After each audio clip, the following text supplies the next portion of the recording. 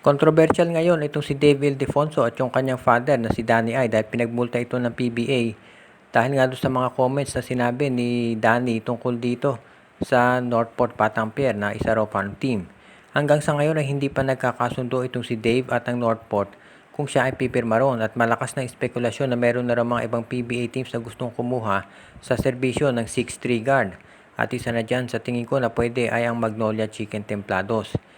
Sa height ni Ildefonso magkakaroon ng mismatch dito sa ibang mga guards at magiging maganda yan para dito sa Magnolia. Kung inyo maalala, may guard dati itong Magnolia, itong si Alex Malyari na ginamit ni Coach Timko na pang mismatch sa iba't ibang mga players.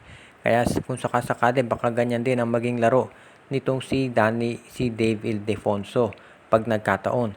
Dahil itong si Ildefonso pwedeng shooting guard, pwede rin yan na maging point guard. Kaya pwede rin yan actually maging small forward kung yun ang gusto ni Coach Victorero.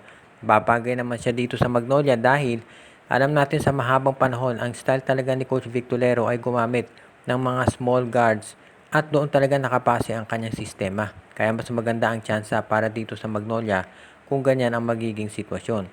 As it is, alam natin na itong si Coach Victorero gustong makuha itong si Dave Ildefonso dahil isa yan sa pinaka-talented players dito sa draft. Kung sakali na hindi matuloy itong contract signing at talagang ayaw ni Dave Ildefonso, pwedeng mangyari dyan ay bitawan na siya ng Northport, i-release yung rights niya at ibigay dito sa Magnolia. O kaya naman ay isang sign and trade. Pipirma ng kontrata si Dave Ildefonso dito sa Northport pero kaagad-agad siyang ite-trade dito sa Magnolia Chicken Templados. Posibleng kapalit ay itong si Jeric Balanza o kaya si Russell Escoto. Kaya iyan ang pwedeng gawin ngayon ng Magnolia para lalo silang maging isang malakas na team at magiging ka-level na nila yung iba dito sa liga. Ang Phoenix Fuel Masters ngayon ay isa doon sa mga teams na medyo nahihirapan na mag-adjust pero gustong siguraduhin itong si Coach Jamaic Jarry na hindi ibig niya sabihin na ite-trade nila yung kanilang mga top players. At kahit isa doon sa mga teams na talagang porsigido ay ang Meralco Bolts. Gusto raw ng Meralco na makuha itong si Richie Rivero mula dito sa Phoenix Fuel Masters. Pero hindi pa natin natitiyak kung papayag talaga dyan itong si Jarin. Dahil kung aabangan natin, mukhang ang Meralco daw ay gusto nila makasiguro na in case ma-injure ulit ito si Chris Newsom, meron silang ibang guard na mapupuntahan.